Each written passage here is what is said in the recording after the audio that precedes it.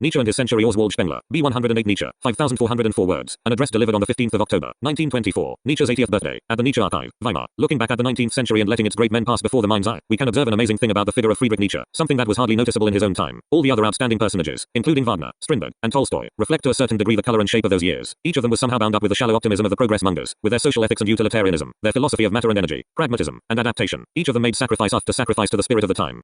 Only one person represents a radical departure from this pattern. If the word untimely, which he himself coined, is applicable to anyone at all, then it is Nietzsche. One searches in vain throughout his whole life and all of his thought for any indication that he might have yielded inwardly to any vogue or fad. In this respect he is the antithesis of, and yet in some ways profoundly related to, the second German of modern times whose life was one great symbol, Goethe. These are the only two notable Germans whose existence has profound significance apart from and in addition to their works. Because both were aware of this from the beginning and continually gave utterance to this awareness, their existence has become a treasure for our nation and an integral part of its spiritual history. It was Goethe's good fortune to be born at the high noon of Western culture, at a time of rich and mature intellectuality which he himself eventually came to represent. He had only to become the epitome of his own time in order to achieve the disciplined grandeur implied by those who later called him the Olympian. Nietzsche lived a century later, and in the meantime a great change had occurred, one which we are only now able to comprehend. It was his fate to come into the world after the Rococo period, and to stand amid the totally cultureless 1860s and 1870s. Consider the streets and houses he had to live in, the clothing fashions, furniture, and social mores he had to observe. Consider the way people moved about in social circles in his day, the way they thought, wrote, and felt. Goethe lived at a time filled with respect for form. Nietzsche longed desperately for forms that had been shattered and abandoned. Goethe needed only to affirm what he saw and experienced around him. Nietzsche had no recourse but to protest passionately against everything contemporary, if he was to rescue anything his forebears had bequeathed to him as a cultural heritage. Both of these men strove during their whole lives for strict inner form and discipline, but the 18th century was itself in form. It possessed the highest type of society that Western Europe has ever known. The 19th century had neither a distinguished society nor any other kind of formal attributes. Apart from the incidental customs of the urban upper class, it possessed only the scattered remains, preserved with great difficulty, of aristocratic and middle-class tradition. Goethe was able to understand and solve the great problems of his time as a recognized member of his society. As we learn in Wilhelm Meister and Elective Affinities, Nietzsche could remain true to his task only by turning his back on society. His frightful loneliness stands as a symbol over against Goethe's cheerful gregariousness. One of these great men gave shape to existing things, the other brooded over non-existing things. One of them worked for a prevailing form, the other against a prevailing formlessness. Aside from this, however, form was something very different for each of them. Of all the great German intellectuals, Nietzsche was the only born musician. All the others, thinkers, poets, and painters alike, have either been shapers of material or have taken material apart. Nietzsche lived, felt, and thought by ear. He was, after all, hardly able to use his eyes. His prose is not written, it is heard. One might even say sung. The vowels and cadences are more important than the similes and metaphors. What he sensed as he surveyed the ages was their melody, their meter. He discovered the musical keys of foreign cultures. Before him, no one knew of the tempo of history. A great many of his concepts, the Dionysian, the pathos of distance, the eternal recurrence, are to be understood quite musically. He sensed the rhythm of what is called nobility, ethics, heroism, distinction, and master morality. He was the first to experience as a symphony the image of history that had been created by scholarly research out of data and numbers, the rhythmic sequence of ages, customs, and attitudes. He himself had music, just as he walked, spoke, dressed, experienced other people, stated problems, and drew conclusions. What Bildung had been for Goethe, was for Nietzsche tact in the broadest sense, social, moral, historical, and linguistic tact, a feeling for the proper sequence of things, made all the keener by his suffering in an age that had very little of this feeling.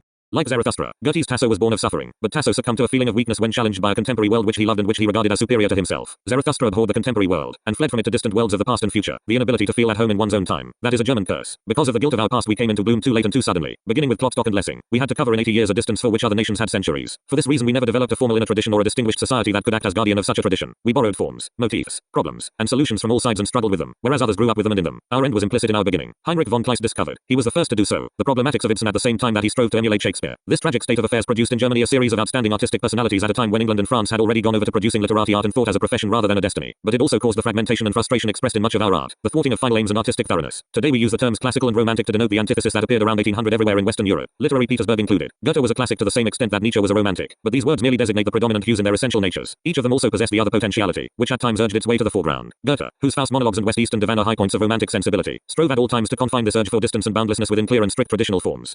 Similarly, Nietzsche often suppressed his acquired inclination for the classical and rational, which held a twofold fascination for him by reason of temperament and philological profession, to what he termed the Dionysian, at least when he was evaluating. Both men were borderline cases. Just as Goethe was the last of the classics, Nietzsche was, next to Wagner, the last of the romantics. By their lives and their creations they exhausted the possibilities of these two movements. After them, it was no longer possible to render the meaning of the ages in the same words and images. The imitators of the classical drama in the latter days Zarathustra's have proved this. Moreover, it is impossible to invent a new method of seeing and saying like theirs. Germany may well bring forth impressive formative minds in the future. However, fortunate for us, they will nonetheless be isolated occurrences, for we have reached the end of the grand development, and they will always be overshadowed by the two great figures of Goethe and Nietzsche. An essential characteristic of Western classicism was its intense preoccupation with the contemporary world. While seeking to control human drives that tend in opposite directions, it attempted to make the past and the future coalesce in the contemporary situation. Goethe's dictum about the demands of the day, his cheerful present, imply after all that he called upon various kinds of past figures and events, his Greeks, his Renaissance, Goetz von Berlichingen, Faust, and Egmont, in order to infuse them with the spirit of his own time. The result is that when reading such works as Tasso or Iphigenia we are not at all mindful of historical precedent. Just the opposite is the case with the Romantics. Their proper domain was remote places and times. They longed for withdrawal from the present to distant and foreign realms, to the past and future of history. None of them ever had a profound relationship with the things that surrounded him. The Romantic is enticed by whatever is strange to his nature. nature, the classic by what is proper to his nature, noble dreamers on the one hand, noble masters of dreams on the other, the one type adored the conquerors, rebels, and criminals of the past, or ideal states and supermen of the future, the other type construed statesmanship in practical, methodical terms or, like Goethe and Humboldt, even practiced it themselves. One of Goethe's great masterpieces is the conversation between Egmont and William of Orange. He loved Napoleon, for he was witness to his deeds in his own time and locality. He was never able to recreate artistically the violent personalities of the past. His Caesar went unwritten, but that is precisely the type of personality that Nietzsche worshipped. From a distance, at close range, as with Bismarck, he was repelled by them. Napoleon would also have repelled him. He would have seemed to him uncouth, shallow, and mindless, like the Napoleonic types that lived around him, the great European politicians and the rough and ready businessmen whom he never even saw, much less understood. He needed a vast distance between the then and the now in order to have a genuine relationship with a given reality. Thus he created his Superman and, almost as arbitrarily, the figure of Cesare Borgia.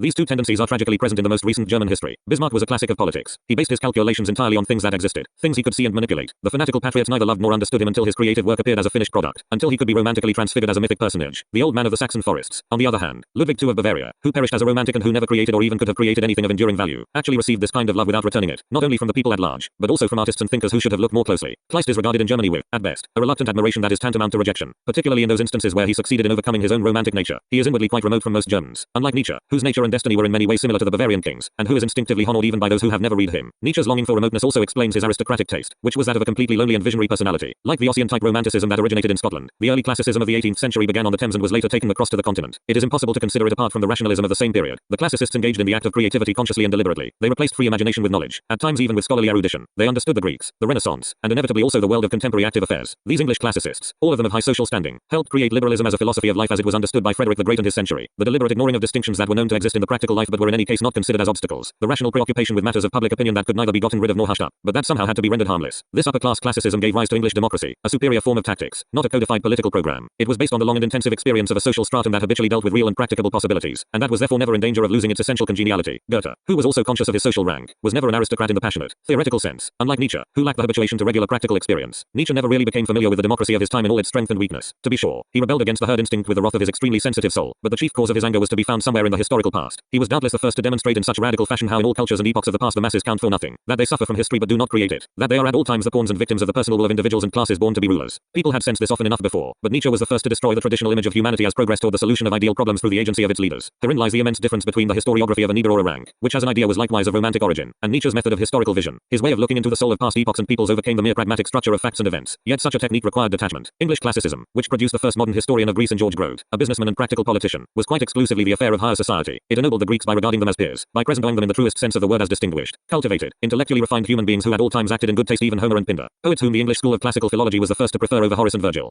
From the higher circles of English society this classicism entered the only corresponding circles in Germany, the courts of the small principalities, where the tutors and preachers acted as intermediaries. The courtly atmosphere of Weimar was the world in which Goethe's life became the symbol of cheerful conviviality and purposeful activity. Weimar was the friendly center of intellectual Germany, a place that offered calm satisfaction to a degree unknown by any other German writer, an opportunity for harmonious growth, maturing, and aging that was classical in a specifically German sense. Next to this career there is the other, which likewise ended in Weimar. It started out in the seclusion of a Protestant pastor's home, the cradle of many if not most of Germany's great minds, and reached its height in the sun-drenched solitude of the Engadin. No other German has ever lived such an impassioned private existence, far removed from all society and publicity, though all Germans, even if they are public personalities, have a longing for such solitude. His intense yearning for friendship was in the last analysis simply his inability to lead a genuine social life, and thus it was a more spiritual form of loneliness. Instead of the friendly Goethe house on Weimar's Frauenplan, we see the joyless little cottages in Sils Maria, the solitude of the mountains and the sea, and finally a solitary breakdown in Turin. It was the most thoroughly romantic career the 19th century ever offered. Nevertheless, his need to communicate was stronger than he himself believed, much stronger at any rate than Goethe's, who was one of the most taciturn of men despite the social life that surrounded him. Goethe's Elective Affinities is a secretive book, not to speak of Wilhelm Meister's Years of Wandering and Faust II. His most profound poems are monologues. The aphorisms of Nietzsche are never monologues, nor are the Night Song and the Dionysus Dithyrambs completely monologues. An invisible witness is always present, always watching. That is why he remained at all times a believing Protestant. All the romantics lived in schools and coteries, and Nietzsche invented something of the sort by imagining that his friends were, as listeners, his intellectual peers. Or again, he created in the remote past and future a circle of intimates, only to complain to them, like Novalis and Hölderlin, of his loneliness. His whole life was filled with the torture and bliss of renunciation, of the desire to surrender and to force his inner nature, to bind himself in same way to something that always proved to be foreign to himself. Yet that is how he developed insight into the soul of epochs and cultures that could never reveal their secrets to self-assured, classical minds.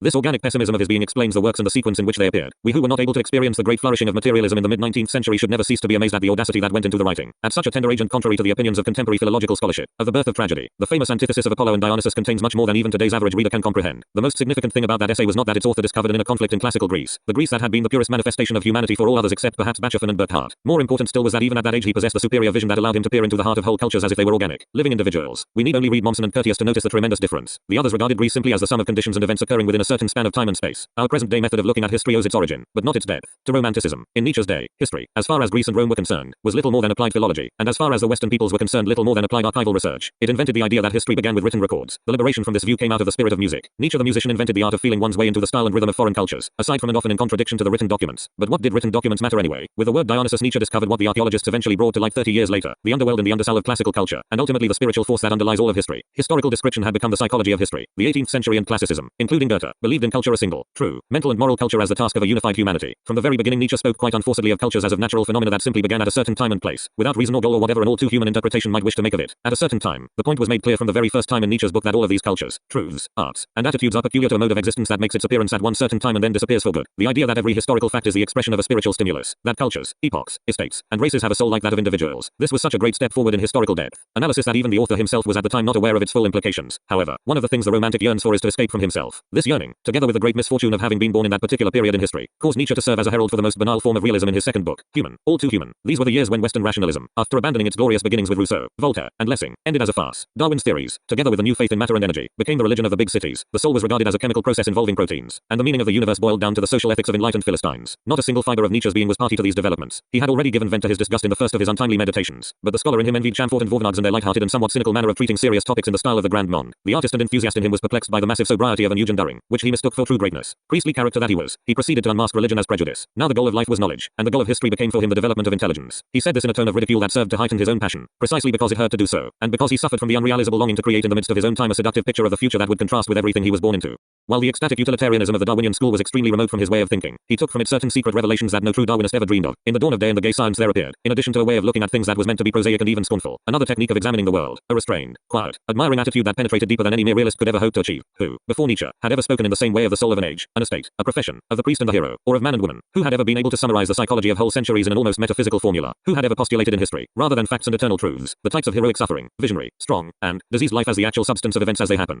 That was a wholly new kind of living forms, and could have been discovered only by a born musician with a feeling for rhythm and melody. Following this presentation of the physiognomy of the ages of history, a science of which he was and will always be the creator, he reached to the outer limits of his vision to describe the symbols of a future, his future, which he needed in order to be cleansed of the residue of contemporary thought. In one sublime moment he conjured the image of eternal recurrence, as it had been vaguely surmised by German mystics in the Middle Ages, an endless circling in the eternal void, in the night of immeasurable eons, a way to lose one's soul utterly in the mysterious depths of the cosmos, regardless of whether such things are scientifically justifiable or not. Into the midst of this vision he placed the Superman and his prophet, Zarathustra, representing the incarnate meaning of human history, in all its brevity, on the planet that was his home. All three of these creations were completely distant, impossible to relate to contemporary conditions. For this very reason they have exerted a curious attraction on every German soul, for in every German soul there is a place where dreams are dreamed of social ideals and a finer future for mankind. Goethe lacked such a corner in his soul, and that is why he never became a truly popular personage. The people sensed this lack, and thus they called him aloof and frivolous. We shall never overcome this reverie of ours. It represents within us the unlived portion of a great past. Once having arrived at this height, Nietzsche posed the question as to the value of the world, a question that had accompanied him since childhood. By doing so he brought to an end the period of Western philosophy that had considered the types of knowledge as its central problem. This new question likewise had two answers, a classical and a romantic answer, or, to put it in the terms of the time, a social and an aristocratic answer. Life has value to the same degree as it serves the totality. That was the answer of the educated Englishman who had learned at Oxford to distinguish between what a person stated as his considered opinion and what the same person did at decisive moments as a politician or businessman. Life is all the more valuable, the stronger its instincts are. That was the answer given by Nietzsche, whose own life was delicate and easily injured. Be that as it may, for the very reason that he was remote from the active life he was able to grasp its mysteries. His ultimate understanding of real history was that the will to power is stronger than all doctrines and principles, and that it has always made and forever will make history, no matter what others may prove or preach against it. He did not concern himself with the conceptual analysis of will. To him the most important thing was the image of active, creative, destructive will in history. The concept of will gave way to the aspect of will. He did not teach, he simply pointed matters out. Thus it was, and thus it shall be. Even if theoretical and priestly individuals will it 1,000 times differently, the primeval instincts of life will still emerge victorious. What a difference between Schopenhauer's worldview and this one, and between Nietzsche's contemporaries, with their sentimental plans for improving the world, and this demonstration of hard facts. Such an accomplishment places this last romantic thinker at the very pinnacle of his century. In this we are all his pupils, whether we wish to be or not, whether we know him well or not. His vision has already imperceptibly conquered the world. No one writes history anymore without seeing things in his light. He undertook to evaluate life using facts as the sole criteria, and the facts taught that the stronger or weaker will to succeed determines whether life is valuable or worthless. That goodness and success are almost mutually exclusive. His image of the world reached its culmination with a magnificent critique of morality in which, instead of preaching morality, he evaluated the moralities that have arisen in history not according to any true moral system but according to their success. This was indeed a revaluation of all values, and although we now know that he misstated the antithesis of Christian and master morality as a result of his personal suffering during the 1880s, nonetheless the ultimate antithesis of human existence lay behind his statement. He sought it, and sensed it, and believed that he had captured it with his formula. If instead of master morality we were to say the instinctive practice of men who are determined to act, and instead of Christian morality the theoretical ways in which contemplative persons evaluate, then we would have before us the tragic nature of all mankind, whose dominant types will forever misunderstand, combat, and suffer from each other. Deed and thought, reality and ideal, success and redemption, strength and goodness, these are forces that will never come to terms with one another. Yet in historical reality it is not the ideal, goodness, or morality that prevails. Their kingdom is not of this world, but rather decisiveness, energy, presence of mind, practical talent. This fact cannot be gotten rid of with laments and moral condemnations. Man is thus, life is thus, history is thus.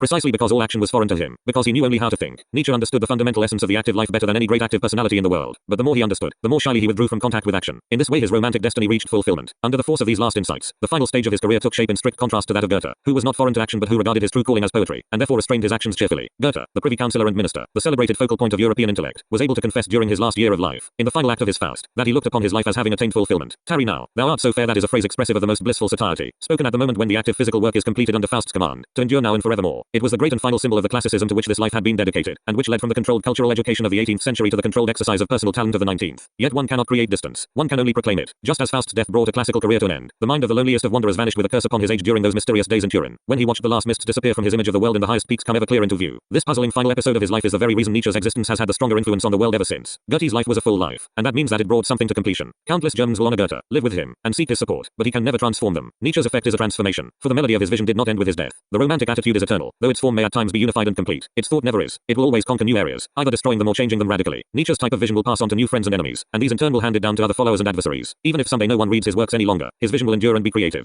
His work is not a part of our past to be enjoyed. It is a task that makes servants of us all. As a task it is independent of his books and their subject matter, and thus a problem of German destiny. In an age that does not tolerate otherworldly ideals and takes vengeance on their authors, when the only thing of recognized value is the kind of ruthless action that Nietzsche baptized with the name of Cesare Borgia, when the morality of the ideologues and world improvers is limited more radically than ever to superfluous and innocuous writing and speech making, in such an age, unless we learn to act as real history wants us to act, we will cease to exist as a people. We cannot live without a form of wisdom that does not merely console in difficult situations, but helps one to get out of them. This kind of hard wisdom made its first appearance in German thought with Nietzsche, despite the fact that it was cloaked in thoughts and impressions he had gathered from other sources. To the people most famished for history in all the world, he showed history as it really is. His heritage is the obligation to live history in the same way.